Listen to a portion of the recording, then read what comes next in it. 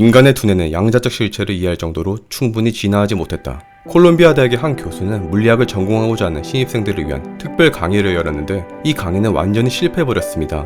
학생들이 전공을 바꾸겠다며 다른 학과로 가버렸죠. 한 학생은 말했습니다. 매 교수님은 제가 만난 교수님 중 단연 최고였습니다. 그런데 교수님이 현대물리를 강의하며 본인 연구의 어려운 부분을 소개했는데 저는 완전히 주눅들었습니다. 제 능력으로는 도저히 할 수 없다고 느꼈고 저는 수학으로 전공을 바꿨습니다. 인류 역사상 가장 어려운 문제는 단연 양자역학과 상대성 이론의 통합입니다. 지금까지 그 어떤 사람도 이 문제에 접근조차 하지 못하고 있습니다. 아주 작은 물질들, 입자 같은 것들을 다룰 때는 양자역학이 적용됩니다. 그런데 별이나 행성 같은 거대한 것들을 다룰 때는 상대성 이론이 적용됩니다.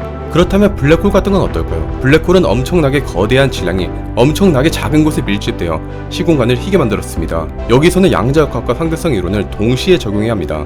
그런데 뭔가 이상함이 느껴지지 않나요? 만약 신이 존재한다고 합시다. 신이 0.000000001cm 이상부터는 상대성 이론을 쓰고 그 밑으로는 양자역학을 쓰도록 세상을 설계했을까요? 거대한 행성과 작은 원자는 크기만 다를 뿐입니다. 행성은 원자들이 모여서 만들어지는 것인데 크기가 다르다고 다른 이론이 적용되는 게 이상하지 않나요? 더 쉬운 질문을 하죠. 만약 누군가가 여러분에게 손에서 미끄러진 유리잔은 왜 바닥으로 떨어지는가?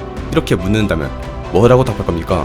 지구의 중력이 유리잔을 잡아당기고 있기 때문이라고 답할 수도 있겠지만 누군가는 아인슈타인의 중력 이론을 도입하여 지구의 질량에 의해 왜곡된 공간에 따라 유리잔이 미끄러진다고 답할 수도 있을 겁니다.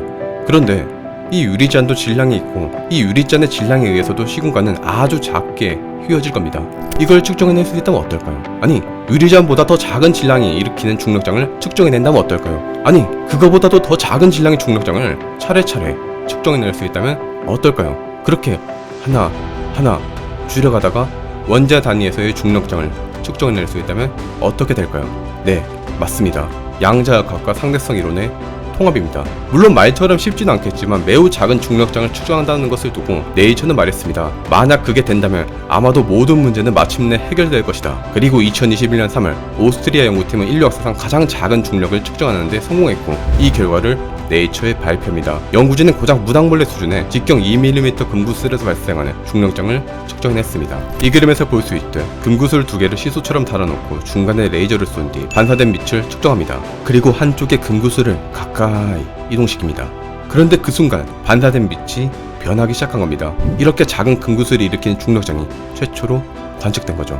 연구진이 말했듯 중력은 현대과학에서 가장 중요한 오픈 퀘션입니다. 지금까지 모든 실험은 수킬로그램 이상의 스케일에서 이루어졌습니다. 연구진은 이번 연구보다 더 작은 스케일에서 실험을 더 진행할 것이라고 말했고 이 연구는 그들이 말했듯 언젠가 세상 모든 힘의 통합을 개척하는 길을 제공할 겁니다. 아인슈타인은 일반 항객성 이론을 완성한 후 이런 말을 남겼습니다. 몇 년 동안 밤길을 헤매는 불안한 심정으로 그러나 반드시 무언가를 찾고야 말겠다는 신념으로 몰두했다. 내 마음속에는 자신감과 좌절감이 수없이 교차되었으며 결국 어느 날 모든 것이 그 모습을 드러냈다.